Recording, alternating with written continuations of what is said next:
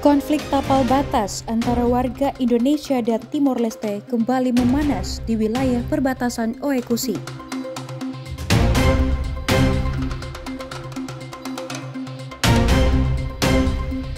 Memperingati hari lahir Kejaksaan Tinggi Republik Indonesia ke-80, Kejaksaan Tinggi Nusa Tenggara Timur menggelar seminar ilmiah memberantas korupsi.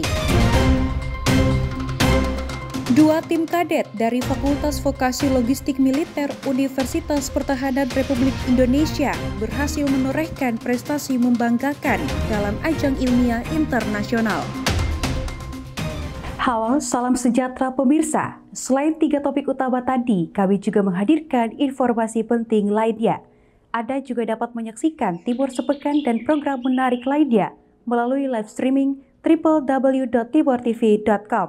Bersama saya, Salvi Boruk. Berikut Timur Sepekan selengkapnya.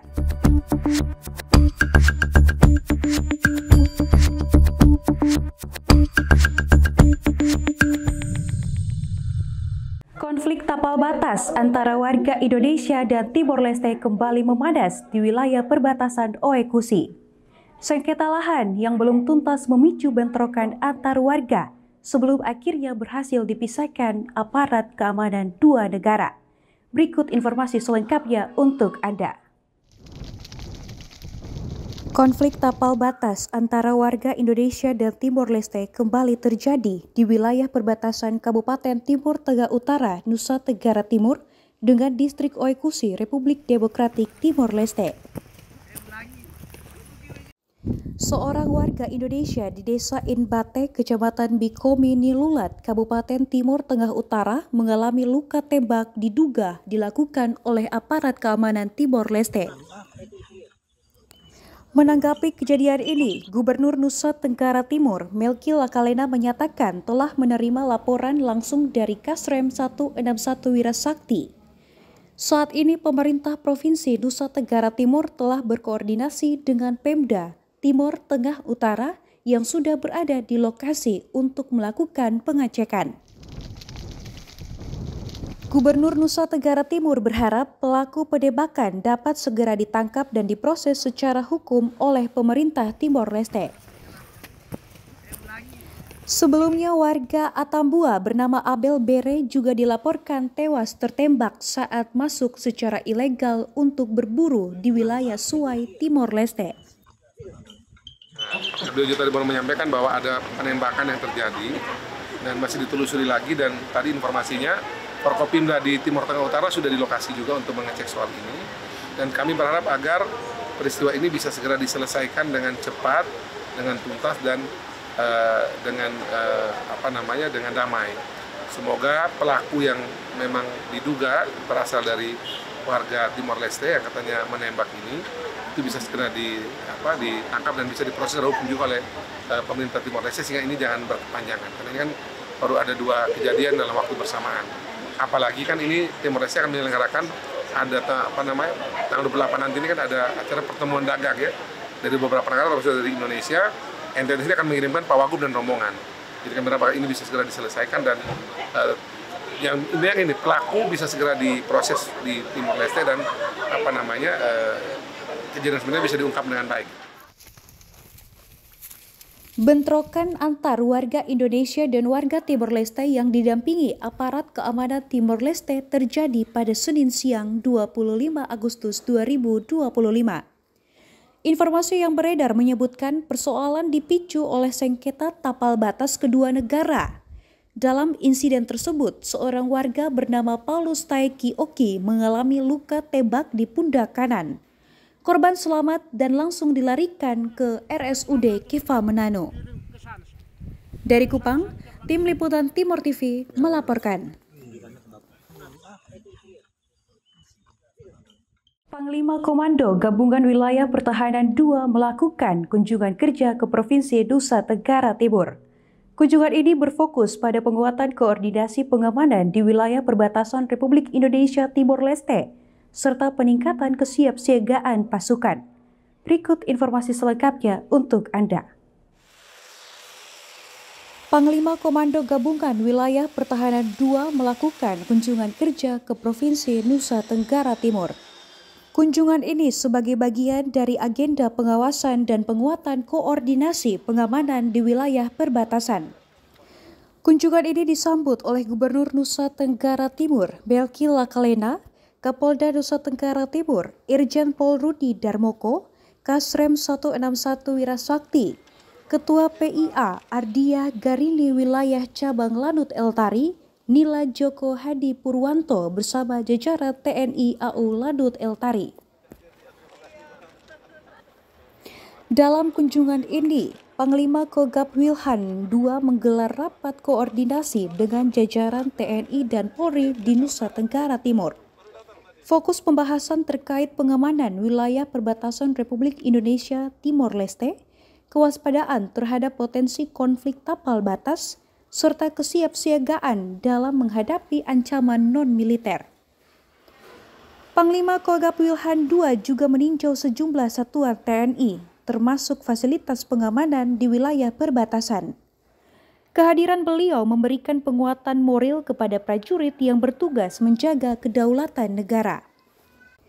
Beberapa agenda Pangkogab Wilhan II di Nusa Tenggara Timur diantaranya melakukan kunjungan kerja ke Makorem 161 Wirasakti, Komando Daerah Angkatan Laut 7, Brigif 21 Komodo, dan melanjutkan perjalanan menuju Kabupaten Flores Timur meninjau posko pengungsi Bokang, Kobasoma, dan Konga. Dari Kupang, Tim Liputan Timor TV melaporkan. Kejaksaan Tinggi Nusa Tenggara Timur menggelar seminar ilmiah dalam rangka memperingati Hari Lahir Kejaksaan Tinggi Republik Indonesia ke-80. Kegiatan ini bertujuan untuk memperkuat komitmen bersama semua kalangan dalam memberantas korupsi. Berikut informasi selengkapnya untuk Anda.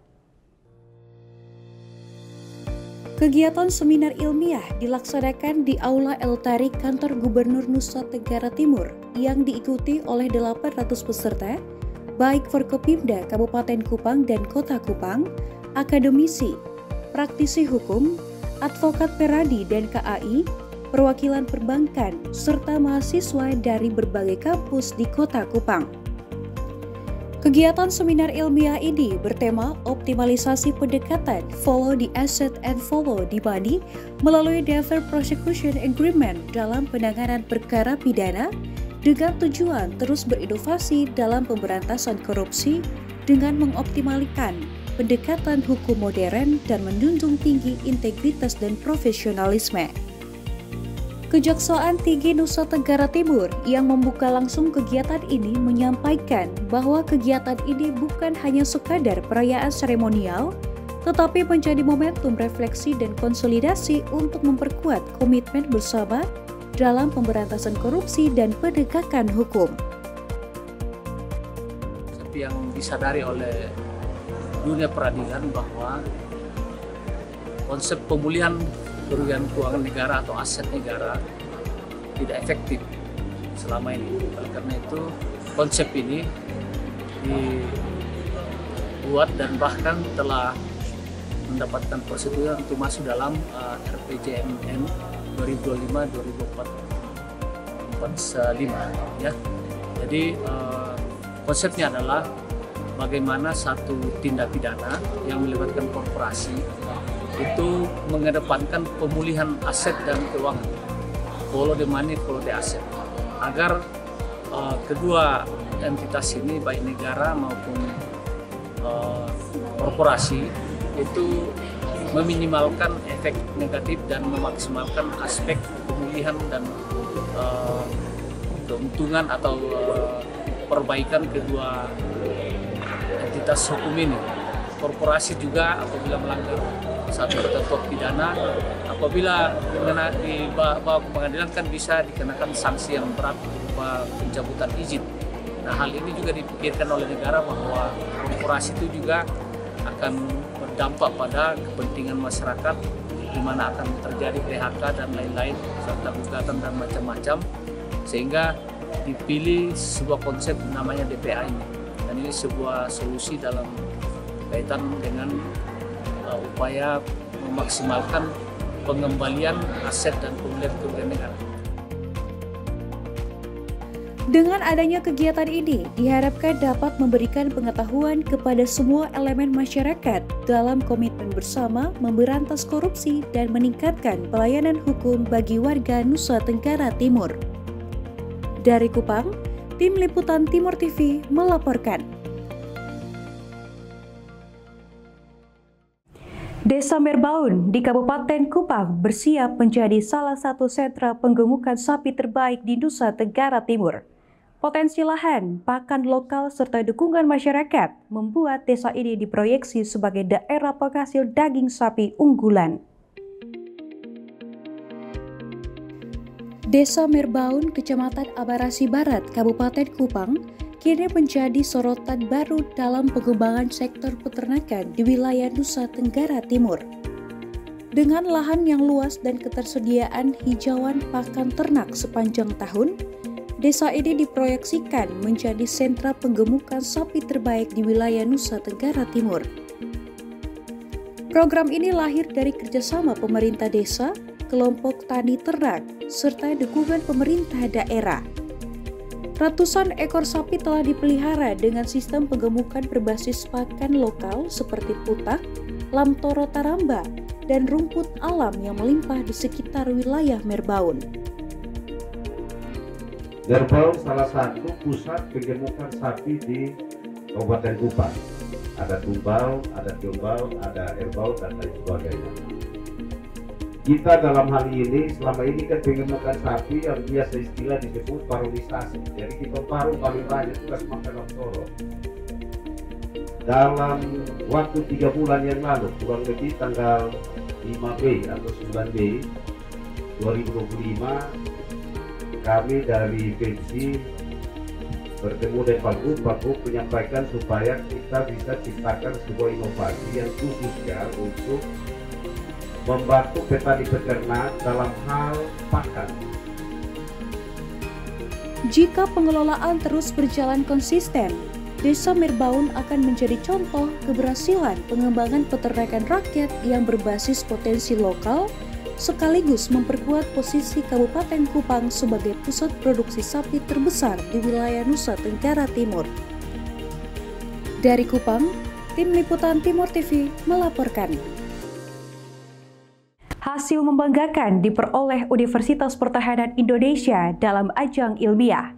Informasi selengkapnya akan hadir sesaat lagi. Tetaplah bersama kami.